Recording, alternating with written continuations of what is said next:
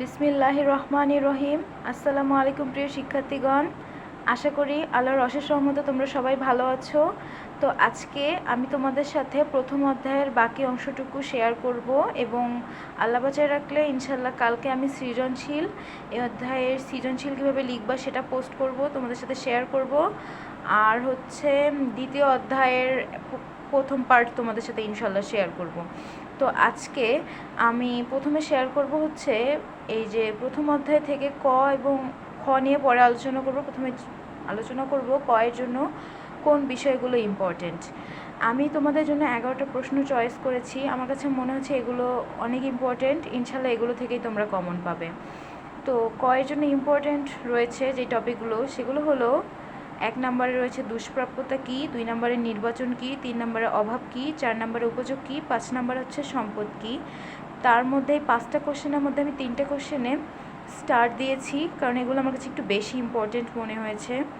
6 নম্বরে রয়েছে পিপিসি এর পূর্ণরূপ কী, এটা অনেক বেশি ইম্পর্টেন্ট। 7-এ রয়েছে সুযোগ ব্যয় কী, 8-এ রয়েছে কেন উৎপাদন করা হয়, 9-এ রয়েছে উৎপাদন অর্থনৈতিক কর্মপ্রচেষ্টার মূল উদ্দেশ্য কী, 10-এ রয়েছে ভোগ কী, 11-তে রয়েছে, আমি এখানে সিম্পলভাবে দেখিয়ে দিয়েছি মুনাফা সর্বোচ্চকরণ সমান সমান ধনতান্ত্রিক বা পুঁজিবাদী অর্থনীতি। অর্থাৎ ধনতান্ত্রিক বা পুঁজিবাদী অর্থনীতিতে ওদের মূল টার্গেট থাকে ওরা মুনাফাকে সর্বোচ্চকরণ করবে।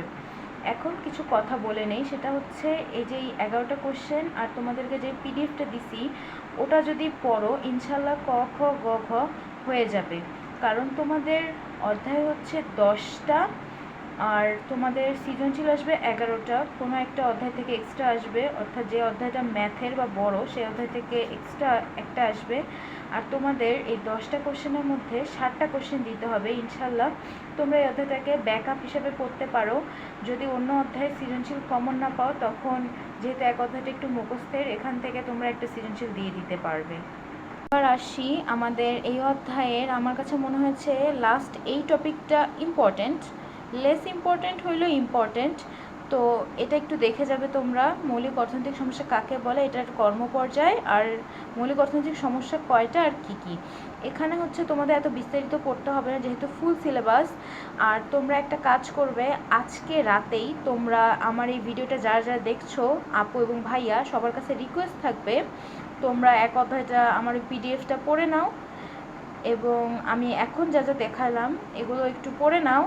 দেন তোমরা একটা কাজ করবা, সেটা হচ্ছে সব এমসিকিউ সলভ করে ফেলবা। 100-200টা এমসিকিউ থাকতে পারে। তো রাতেই চেষ্টা করবা এমসিকিউটা সলভ করার আর সৃজনশীল দেখার। কালকে ইনশাল্লাহ আমি এই অধ্যায়ের উপরে সৃজনশীল কীভাবে লিখতে হবে সেই নিয়ে ভিডিও পোস্ট করব।